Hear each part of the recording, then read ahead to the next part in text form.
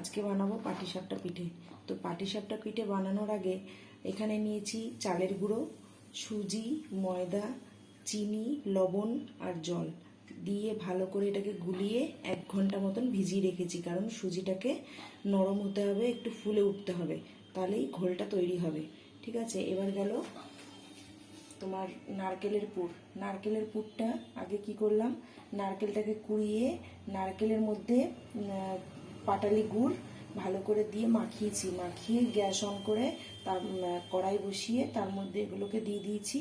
গুড় আর নারকেল দিয়ে এটাকে ভালো করে মানে মেখে নাড়াচাড়া করে নিয়েছি। নাড়াচাড়া করে তার মধ্যে এলাচ দিয়ে দিয়েছি। এলাচ দিয়ে ভালো করে যখন একটু আঠালো টাইপের হবে তখন ওটাকে নামিয়ে দেবো। নামিয়ে দিয়ে তারপরে পাটিসাপটা পিঠে বানাবো। দেখতে থাকো পাটিসাপটা পিঠে কেমন করে বানাই।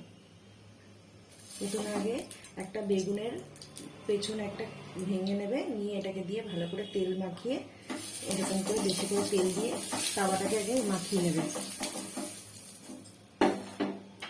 মাখিয়ে নিয়ে এবারে এরকম গোল ডাব্বু হাতা নেবে, নিয়ে এরকম করে দেবে, দিয়ে ভালো করে আস্তে আস্তে ঘোরাবে। এরকম করে ঘোরাবে, পুরো রাউন্ড করে নেবে।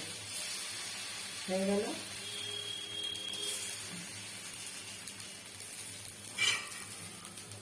এরপরে এর মধ্যে নারকেলের পুরটা দিয়ে দেবো।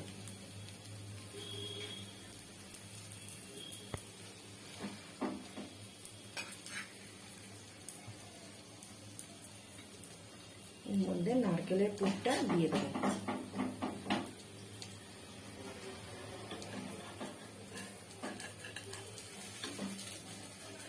দিয়ে আস্তে আস্তে করে এটাকে ফোল্ড করব।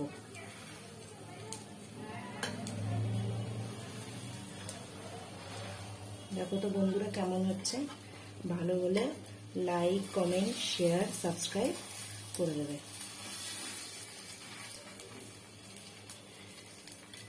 বন্ধুরা এই দেখো, এবারে এটাকে এই পাটিসাপটা পিঠেটাকে দুদিক, পেছনে আর সামনে ভালো করে লাল লাল করে ভেজে নিলাম। তারপরে এটাকে পরিবেশন করব।